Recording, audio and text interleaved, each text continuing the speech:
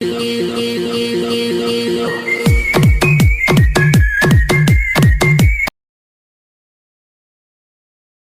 একটা কোশ্চেন দিয়েছে আমাদের, যেটাতে এক্স এর মানটা বের করতে বলেছে। এক্স এর মান আমরা জানি না, এক্স এর মান বের করতে দিয়েছে। তাহলে এক্স এর মানটা আমরা বের করবো কি করে? প্রথমে আমাদের একটা মান দিয়ে দিয়েছে যেটা 55 ডিগ্রি, আর এটা দিয়ে দিয়েছে 60 ডিগ্রি। তাহলে আমরা এখানে লিখবো যে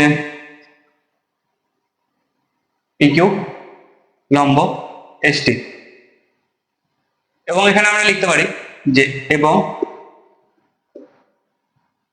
কিউটি ছেদক। কিউটি হচ্ছে ছেদক।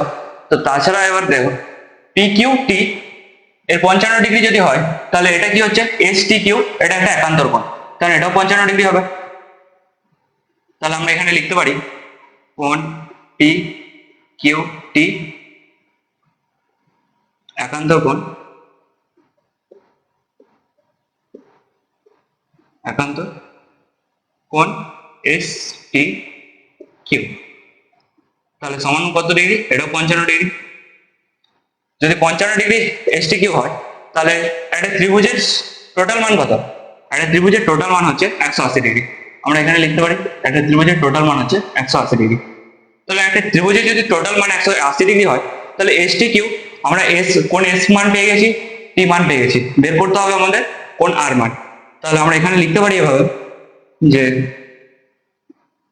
কোন এস আর টি ইকুয়ালস 180 ডিগ্রি মাইনাস কোন হচ্ছে এস টি আর, এস টি আর প্লাস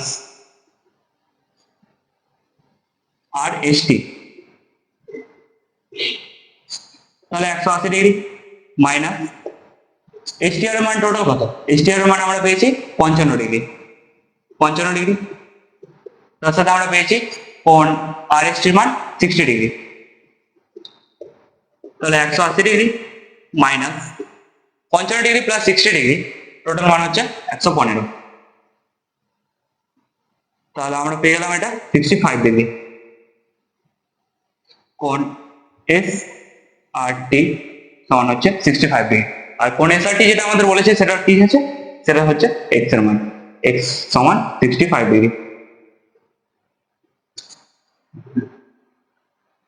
চলো।